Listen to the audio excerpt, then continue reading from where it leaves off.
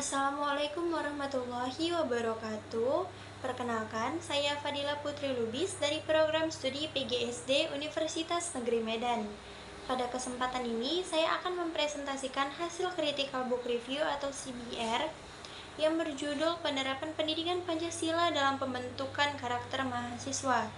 Critical Book Review ini bertujuan untuk mengulas isi buku utama, membandingkannya dengan buku pembanding, serta menganalisis keunggulan dan kelemahannya.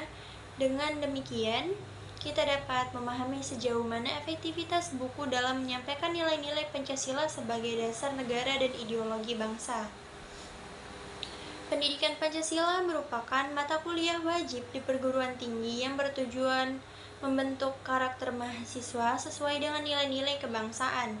Namun dalam implementasinya masih terdapat tantangan seperti kurangnya pemahaman mendalam terhadap Pancasila dan metode pengajaran yang cenderung konvensional.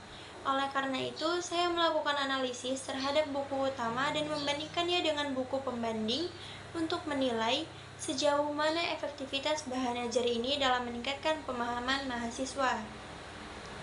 Buku utama yang saya gunakan berjudul Pendidikan Pancasila karya Aisyah dan Syafril Barus yang diterbitkan oleh Perkumpulan Rumah Cemerlang Indonesia pada tahun 2023. Sementara itu, buku pembandingnya berjudul Pendidikan Pancasila untuk perguruan tinggi yang ditulis oleh Halking dan diterbitkan oleh Unimed Publisher tahun 2024. Buku utama terdiri dari 10 bab yang membahas sejarah perjuangan bangsa, hakikat Pancasila, hingga penerapan nilai-nilai Pancasila dalam kehidupan kampus. Buku ini juga mengupas makna pembukaan Undang-Undang Dasar tahun 1944 serta peran Pancasila dalam sistem etika dan demokrasi di Indonesia. Buku ini disajikan secara sistematis dan runtut, memudahkan mahasiswa dalam memahami isi materi. Selain itu, terdapat contoh-contoh historis yang memperkuat pemahaman tentang bagaimana Pancasila diterapkan dalam berbagai kebijakan negara. Berbeda dengan buku utama, buku pembanding pendidikan Pancasila untuk perguruan tinggi lebih menekankan aspek aplikatif. Buku ini terdiri dari 8 bab yang membahas implementasi Pancasila dalam kehidupan sosial, hukum, dan ekonomi. Salah satu keunggulan buku ini adalah adanya studi kasus dan diskusi reflektif yang mengajak mahasiswa untuk mengaitkan teori dengan realitas sehari-hari.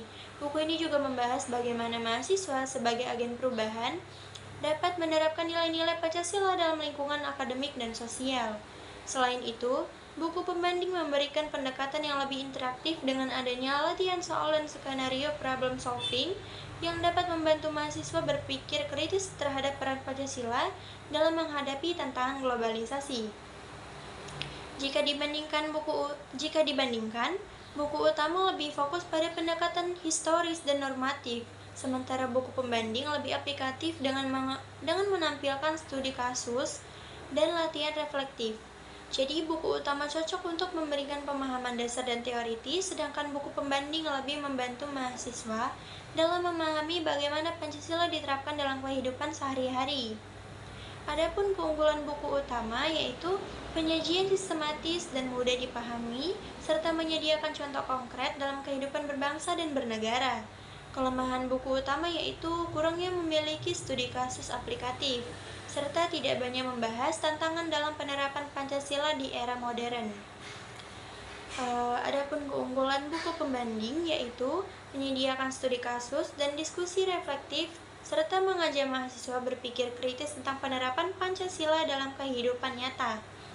Kelemahannya yaitu buku ini kurang membahas aspek historis dan filosofis Pancasila secara mendalam, serta penyajian lebih kompleks sehingga memerlukan pemahaman awal tentang konsep Pancasila.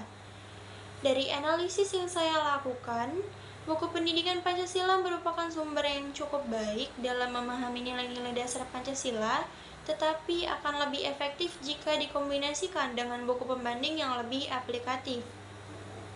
Melalui kombinasi keduanya, mahasiswa tidak hanya mendapatkan pemahaman teoritis tentang Pancasila, tetapi juga bisa mengimplementasikannya dalam kehidupan sosial.